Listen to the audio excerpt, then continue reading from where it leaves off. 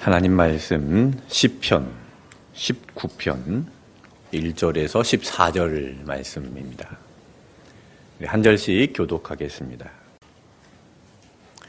하늘이 하나님의 영광을 선포하고 궁창이 그의 손으로 하신 일을 나타내는도다. 날은 날에게 말하고 밤은 밤에게 지식을 전하니 언어도 없고 말씀도 없으며 들리는 소리도 없으나 그의 소리가 온 땅에 통하고 그의 말씀이 세상 끝까지 이르도다. 하나님이 해를 위하여 하늘에 장막을 베푸셨도다. 해는 그의 신방에서 나오는 신랑과 같고 그의 길을 달리기 기뻐하는 장사 같아서 하늘 이 끝에서 나와서 하늘 저 끝까지 운행하며 그의 열기에서 피할 자가 없도다. 여호와의 율법은 완전하여 영혼을 소성시키며 여호와의 증거는 확실하여 우둔한 자를 지혜롭게 하며 여호와의 교훈은 정직하여 마음을 기쁘게 하고 여호와의 계명은 순결하여 눈을 밝게 하시도다. 여호와를 경외하는 도는 정결하여 영원까지 이르고 여호와의 법도 진실하여 다 의로우니 금 곧 많은 순금보다 더 사모할 것이며 꿀과 송이꿀보다 더 달도다. 또 주의 종이 이것으로 경고를 받고 이것을 지킴으로 상이 크니이다. 자기 허물을 능히 깨달을 자 누구리요. 나를 숨은 허물에서 벗어나게 하소서. 또 주의 종에게 고의로 죄를 짓지 말게 하사 그 죄가 나를 주장하지 못하게 하소서. 그러면 내가 정직하여 큰 죄가에서 벗어나겠나이다. 나의 반석이시오 나의 구속자이신 여호와여, 내 입의 말과 마음의 묵상이 주님 앞에 연락되기를 원하나이다. 아멘. 오늘은 제39과 주님 앞에 연락되기를 원하나이다 라는 제목으로 하나님 말씀을 증거하겠습니다. 오늘 중심 주제 함께 읽겠습니다. 생명은 주님은 하나님이십니다. 그분의 부르심에 기쁘게 응답하며 순종하는 삶을 사는 것이 복된 인생입니다. 네, 오늘의 중심 주제는 부르심에 대한 응답입니다. 주님은 우리를 부르셨습니다. 저와 여러분을 부르셨기에 오늘 수요 예배로 이 자리에 앉아 있는 것이고 저와 여러분을 부르셨기에 우리가 온누리 교회라는 이름으로 모이게 된 것입니다. 내가 원해서 내 선택에 의해서 이 자리에 앉아 있는 게 아니라 주님이 부르셨기에 우리가 그의 응답함으로 이 자리에 있는 것이지요. 마태복음 강해에서 살펴보았듯이 예수님께서 제자들을 부르셨습니다. 그런 부름을 받은 제자들이 예수님을 따라갔지요. 교회는 바로 부름과 따름입니다. 예수님께서 부르실 때 그 부름에 순종하며 따라가는 공동체가 교회입니다. 자, 오늘 다윗도 그 부르심에 응답을 하고 반응을 하는데 어떻게 반응을 했는가?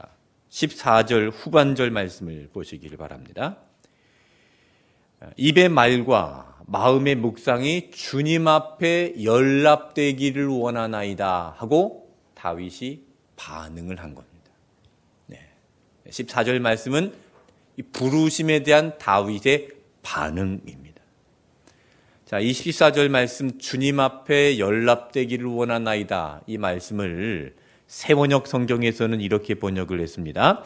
내 입의 말과 내 마음의 생각이 언제나 주님의 마음에 들기를 바랍니다. 쉬운 성경에서는 이렇게 번역했습니다. 내 입의 말과 내 마음의 생각이 주님께서 보시기에 흡족하기를 원합니다. 그리고 현대인의 성경에서는 또 이렇게 번역을 했습니다.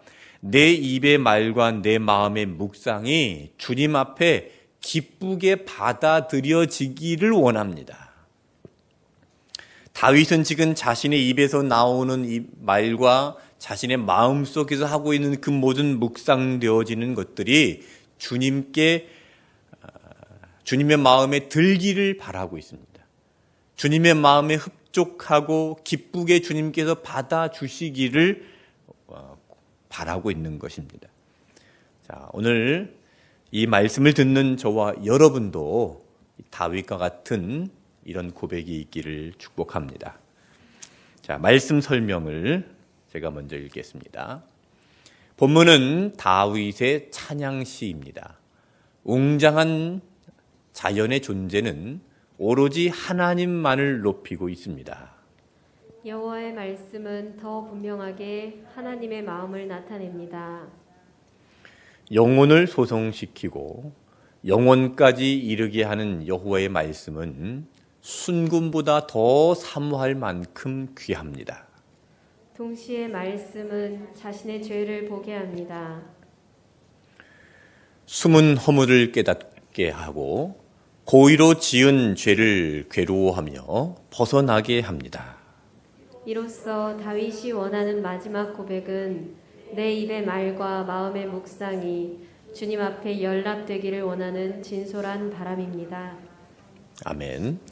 자, 시편 17편은 다윗의 시입니다. 이 다윗의 시인데 다윗은 이 시를 지을 때 어떤 형식을 갖춰서 시를 짓습니다. 그래서 다윗이 지은 시들을 보면은 그 형식들이 아주 잘 갖추어져 있습니다. 자, 오늘 19편의 형식은 이제 세 부분으로 나눕니다. 1절부터 6절까지는 온 우주에 드러나 있는 하나님의 영광을 선포하고 있습니다. 이 온 우주에는 하나님의 영광이 나타나 있습니다. 그것을 우리는 자연계시라고 합니다. 오늘도 태양이 떠올랐죠? 오늘도 바람이 불었고 파도는 오늘도 이제 바닷가에서 출렁출렁거렸고 이 모든 자연은 지금도 움직이고 있습니다. 이 움직이는 모든 자연 속에서 우리는 하나님을 발견할 수 있습니다. 그것을 자연계시, 일반계시라고 합니다. 그리고 또 하나의 하나님께서 우리에게 나타내시는 하나님을 보여주시는 계시는 뭡니까? 특별계시입니다. 이 특별계시는 바로 하나님의 말씀입니다. 자, 이 두 가지 자연계시와 특별계시로 하나님께서 우리에게 하나님을 나타내 보이시는데 이 자연계시는 특별계시인 말씀을 통해서 봐야 됩니다. 그래야 정확하게 자연계시를 통해서 하나님께서 우리에게 말씀하시는 하나님을 드러내시는 것을 발견할 수가 있습니다. 자, 1절부터 6절까지는 그 자연계시, 일반계시에 대한 부분이고요. 7절부터 10절까지는 특별계시에 대한 부분입니다. 하나님의 말씀은 완전하고 순결하고 확실한 말씀이다. 다윗이 그 하나님의 말씀을 그렇게 찬양을 하고 있습니다. 자, 그리고 세 번째 부분인 11절부터 14절까지는요. 이 1절부터 6절까지에 있는 자연계시와 7절부터 10절까지에 있는 특별계시, 자연계시와 이 특별계시를 통해서 나를 부르시는 주님께 대한 반응입니다. 그 반응이 14절 말씀 후반절에 나의 입의 모든 말과 마음의 묵상이 주님께 연락되기를 원합니다 라고 하는 것입니다. 이 고백을 하고 있는 것입니다. 이 자연계시와 특별계시를 통해서 하나님을 경험하게 되면 여러분 그 누구도 주님의 부르심을 인정하지 않을 수가 없습니다. 하나님은 살아계십니다. 그리고 계속해서 우리에게 하나님은 하나님을 나타내십니다. 자연계시를 통해서 나타내시고 특별계시를 통해서 나타내십니다. 우리에게 나타내시는 그 하나님을 만나게 되면 누가 그 하나님의 부르심에 거절을 하고 나는 안 됩니다라고 말할 수 있겠습니까? 정확하게 하나님을 만난 사람은요, 그 부르심을 외면할 수가 없는 겁니다. 자, 예수님 제자들을 찾아가셨죠? 예수님께서 제자들을 부르셨을 때 저는 못 갑니다 한 제자가 있었습니까? 없었습니까? 네, 없었습니다. 예수님을 보고 나는 못 갑니다라고 말한 제자는 없었습니다. 마찬가지로 우리가 예수님을 만나게 되면 나는 이렇게 못합니다. 나는 헌신 못합니다. 나는 새벽기도 못 나옵니다. 나는 이것도 못합니다. 말이 나올 수가 없는 것이죠. 바라기는 우리 모두가 예수님 만나기를 바랍니다. 자연 계시와 특별 계시를 통해서 예수님을 만나기를 바랍니다. 이 계시를 통해서 예수님을 보게 되면 나는 예수님 따라가지 못하겠습니다 말을 할 사람은 아무도 없을 것입니다. 분명히 자연 계시와 특별 계시를 통해서 예수님은 우리에게 나타나십니다. 자연 계시와 특별 계시를 통해서 그 부르심에 응답하는 우리 온누리 교회가 되시기를 축복합니다. 첫 번째 대지를 함께 읽어보겠습니다. 하늘이 하나님의 영광을 선포합니다. 하늘은 하나님의 영광을 선포하고 있습니다. 자, 오늘 무슨 날인지 아세요? 오늘 달이 떴나요? 오늘 달이 안 보이는군요. 오늘 보름입니다. 보름달이 떴을 것입니다.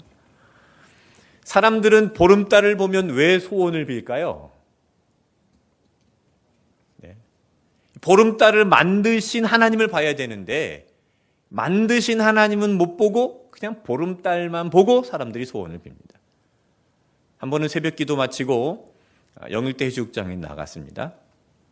이제 새벽에 새벽녘에 이 보름달이 아직 떠 있는 그 상태에서 어떤 아주머니가 이 보름달을 향해서 손을 막 빌면서 막 절을 하고 있더라고요. 영일대 바닷가에서. 여기 계신 분은 안 계시겠죠. 그런 분들은. 세계 어느 나라에 가든지 1월 성신을 숭배하는 것은 똑같습니다. 해, 달, 별, 하늘에 떠 있는 것을 숭배합니다. 왜 사람들은 하늘에 떠 있는 것을 그렇게 숭배할까요?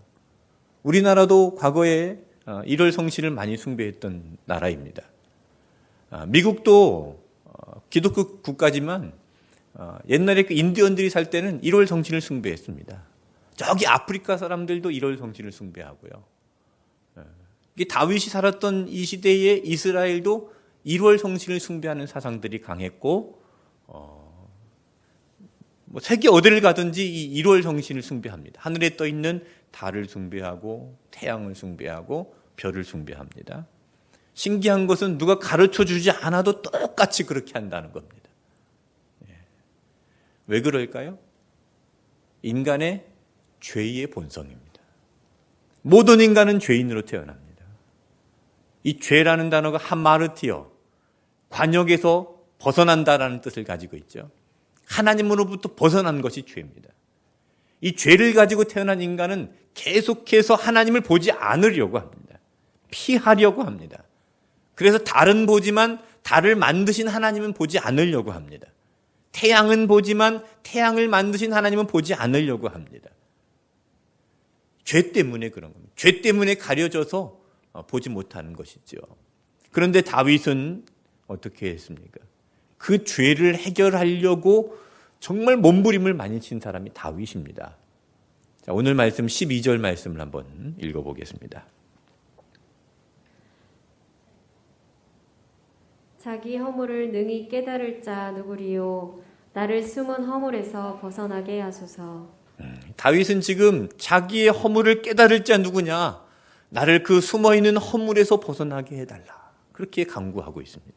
내 안에 있는 이 숨어있는 허물, 내 안에 숨어있는 이 죄, 태어날 때부터 나를 괴롭히고 있는 원죄, 하나님을 떠나게 하고 하마르티어 계속 벗어나게 만드는 죄, 그 죄로부터 벗어나기를 다윗은 끊임없이 몸부림쳤던 사람입니다.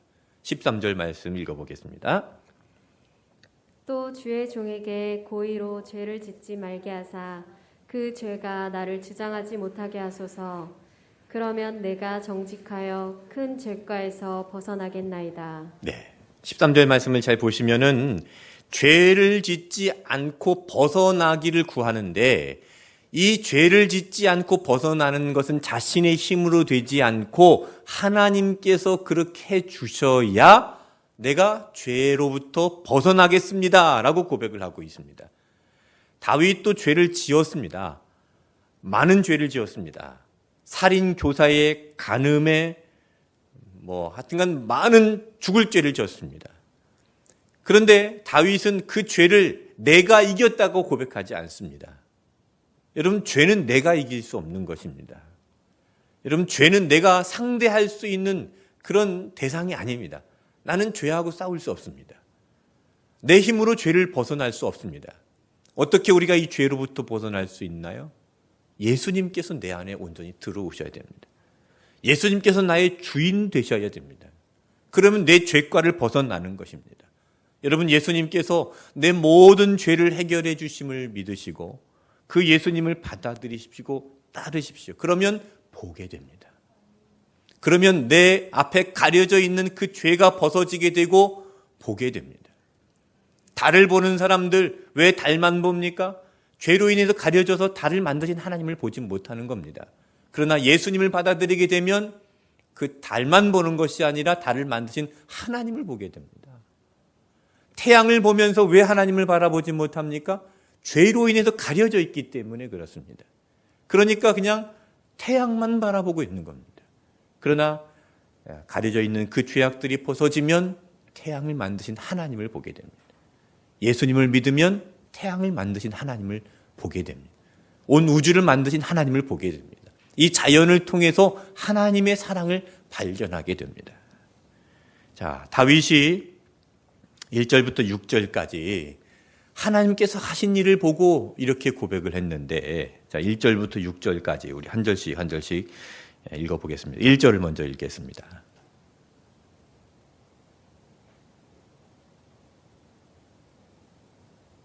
네.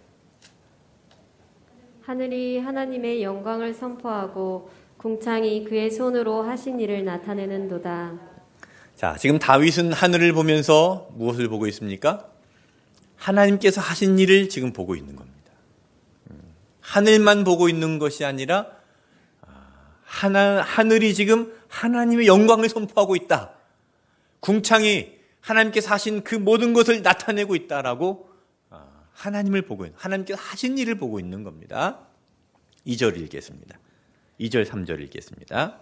날은 날에게 말하고 밤은 밤에게 지식을 전하니 언어도 없고 말씀도 없으며 들리는 소리도 없으나.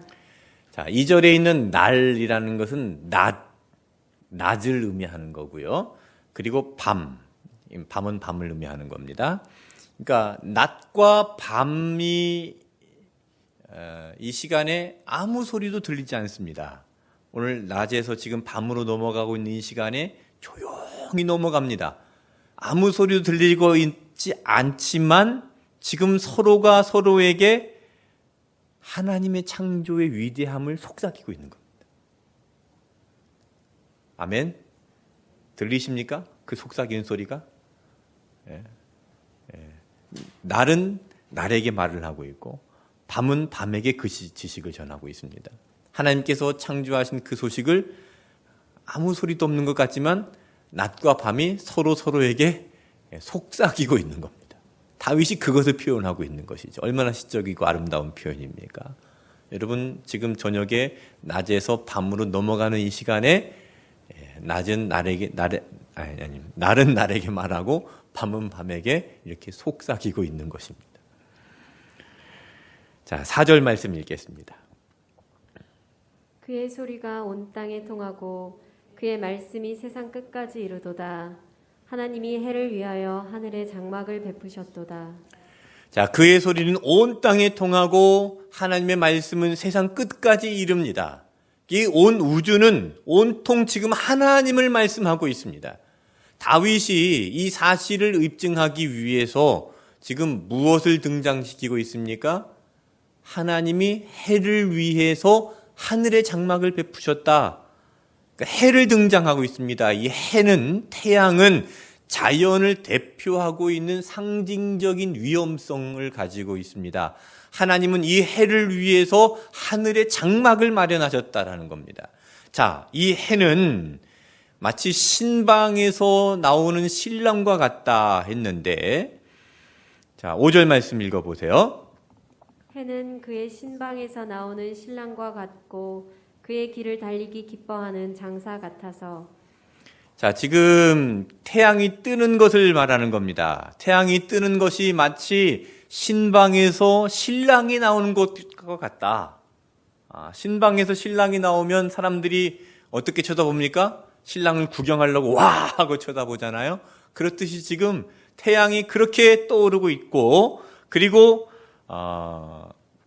그의 길을 달리기 기뻐하는 장사 같다. 이 말은 태양이 동쪽에서 떠서 서쪽으로 지지 않습니까? 이렇게 떠서 지는 그 광경이 마치 달리기를 기뻐하는 장사와 같다. 그렇게 표현을 한 겁니다. 6절입니다. 하늘 이 끝에서 나와서 하늘 저 끝까지 운행하며 그의 열기에서 피할 자가 없도다. 네. 이 동쪽에서 저쪽까지 서쪽까지 끝까지 운행을 하는데 그 태양의 열기에 피할 자가 없다.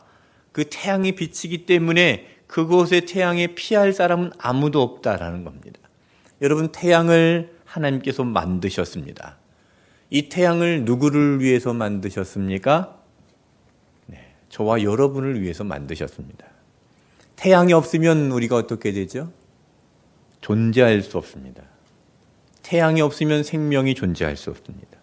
내가 존재하는 것은 하나님의 은혜입니다. 태양을 보면서 우리는 그것을 볼 수 있어야 됩니다. 태양을 보면서 마치 신방에서 나오는 신랑같이 바라볼 수 있어야 됩니다. 태양을 숭배하라는 것이 아니라 그 태양을 나를 위해서 만드신 하나님을 바라봐야 된다는 말씀입니다. 태양이 없이는 살아갈 수 없습니다. 여러분, 그래서 우리는 은혜 없이는 살 수 없는 존재입니다. 오늘도 내가 하나님의 은혜로 살았음을 여러분 감사하는 저와 여러분이 되시기를 바랍니다. 하나님의 은혜가 없이는 살 수 없습니다라는 고백이 있는 저와 여러분이 되시기를 바랍니다. 그 은혜를 바라보며 살아가는 온누리 교회가 되시기를 바랍니다. 두 번째 대지를 함께 읽겠습니다. 여호와의 율법은 영혼을 소성하게 합니다. 여호와의 율법은 영혼을 소성하게 합니다.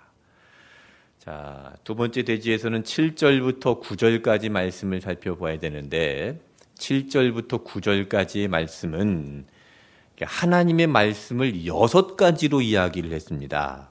자, 7절을 보세요. 자, 하나님의 말씀을 뭐라고 표현을 했는가? 7절에 보시면 여호와의 율법 그리고 여호와의 증거 이렇게 표현을 했고요. 8절에서는요.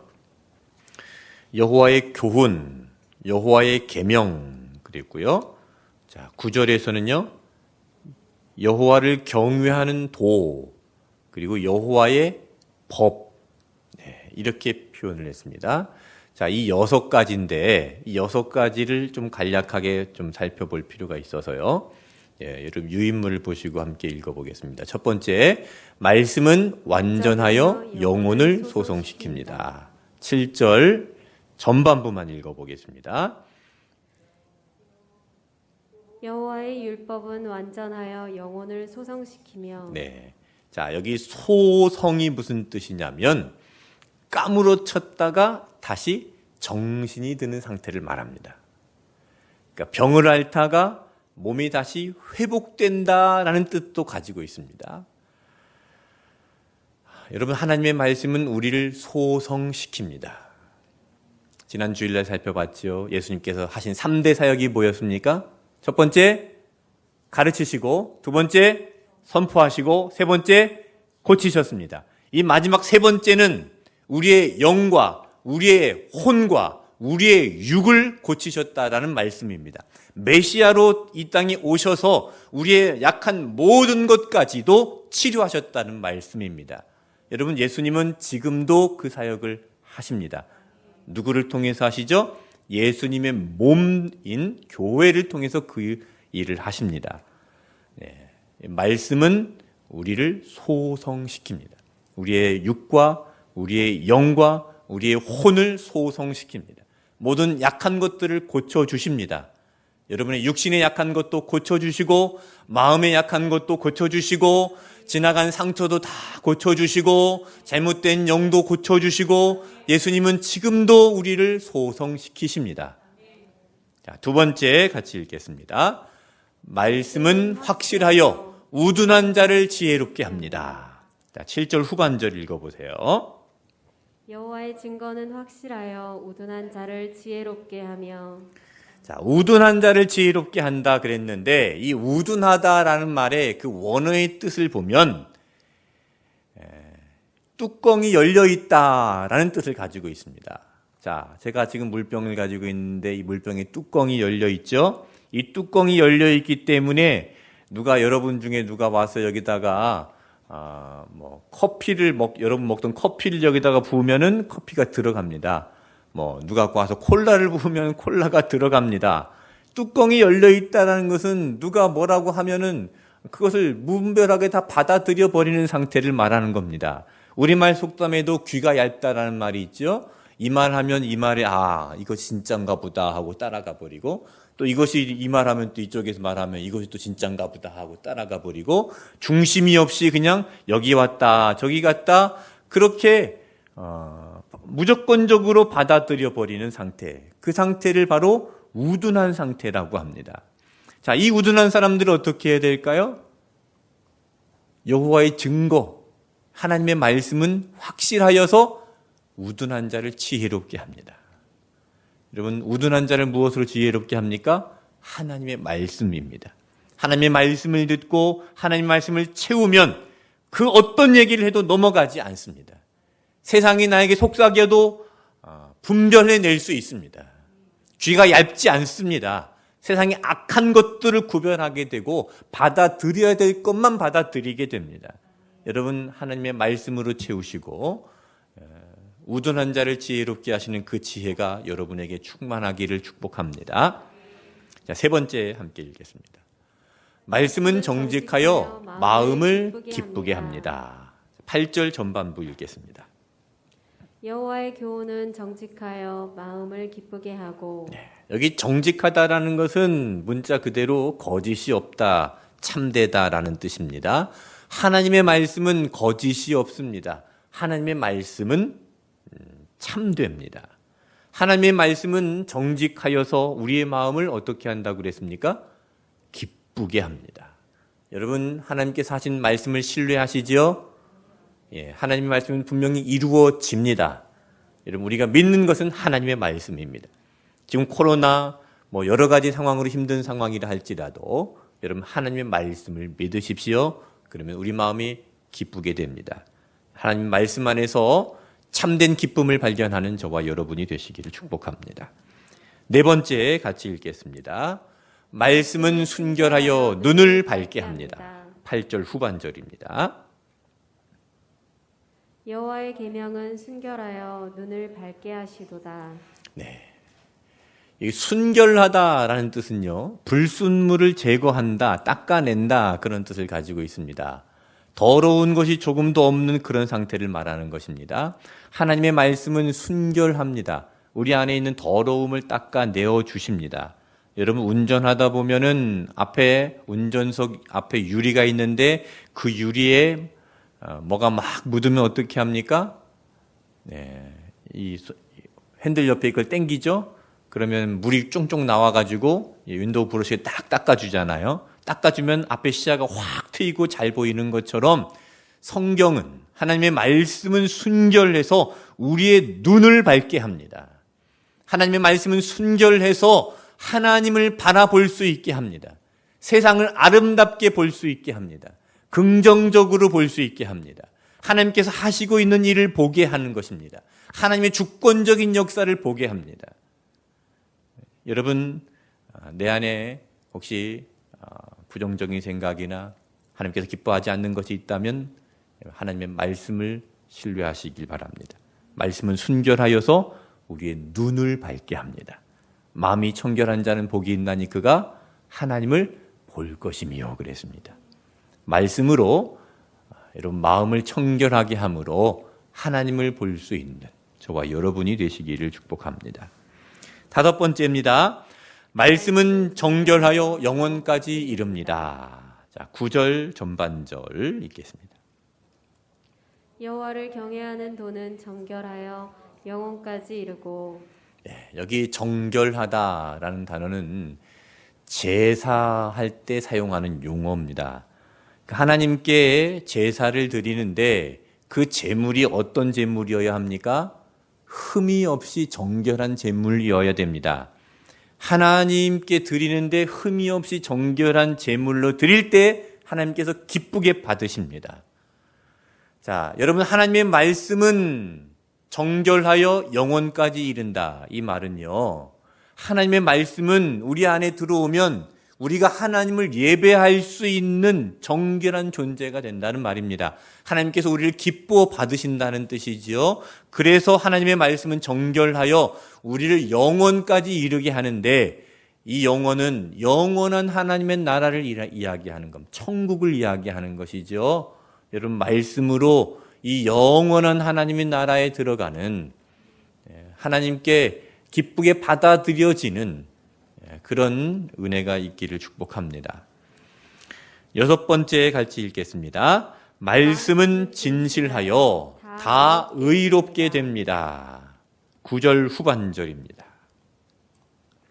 여호와의 법도 진실하여 다 의로우니. 여기 진실이라는 단어는 재판할 때 쓰이는 단어입니다. 미시파트라는 히브리어 단어인데, 재판할 때 판결이 끝나면 판사가 이제 선고를 하죠. 그때 이 미시파트라는 용어를 씁니다. 재판장이 판결을 내리면 그 다음부터는 판결을 바꿀 수 있습니까? 없습니까? 한번 내려진 판결은 바꿀 수 없습니다. 그걸로 끝입니다. 성경은 바로 이 절대적인 진리입니다. 변함이 없는 절대 분별의 기준입니다. 예수님께서 말씀하신 2000년 전의 말씀이나 모세가 기록한 창세기, 출애굽기, 레위기, 민수기, 신명기 3500년 전의 말씀이나 지금이나 이 말씀은 변함이 없습니다. 상황에 따라서 이렇게 고쳐볼까, 저렇게 만들어볼까 안 됩니다. 하나님의 말씀은 진실합니다. 마치 재판장이 내린 판결문과 같아서 절대 바꿀 수 없는 것입니다. 절대 고쳐서도 안 되는 것입니다. 그리고 이것이 기준이 되는 것이죠. 여러분, 성경은 기준입니다. 하나님 말씀은 기준입니다. 자, 지금 지구가 돌고 있죠? 지구가 도는데 중심축이 있습니다. 그 중심축을 중심으로 지구가 돌고 있습니다. 그 중심축이 기준입니다. 이 중심축이 약간만 틀어지면 어떻게 될까요? 지구에는 대재앙이 일어납니다. 아마 사람들이 그 재앙으로 인해서 멸망할지도 모릅니다. 이 중심이 틀어지면 큰일 납니다. 여러분, 성경은요, 이런 중심축입니다. 변하지 않는 중심축입니다. 우리의 삶이 요동치 않으려면, 방황하지 않으려면 이 절대 기준이 분명해야 됩니다. 하나님의 말씀은 진리라는 것을 여러분 기억하시고, 우리를 다 의롭게 하는 진리라는 것을 기억하시고 이 기준을 잘 잡으시기를 바랍니다. 자, 그래서 이 말씀을 어떻게 해야 되는가? 10절을 읽겠습니다. 금 곧 많은 순금보다 더 사모할 것이며 꿀과 송이꿀보다 더 달도다. 자, 다윗은 이 말씀이 완전하고 확실하고 정직하고 순결하고 정결하고 진실하기 때문에 이 말씀을 어떻게 하겠다는 겁니까? 금, 곧 많은 순금보다 더 사모하겠다 그랬습니다. 꿀과 송이꿀보다 더 달다 그랬습니다. 여러분, 금 좋아하시죠? 여러분, 금이 많은 곳에 가는 것과 말씀을 듣는 곳에 나오는 것, 어떤 것을 선택하시겠습니까? 1번, 수요예배 7시에 금이 많은 곳으로 가겠다. 2번, 말씀을 듣는 자리로 나오겠다. 1번입니까? 2번입니까? 두 분만 대답을 하시네요. 쉽지 않은 질문이죠. 여러분, 우리의 고백이 다윗과 같은 고백이 되길 바랍니다.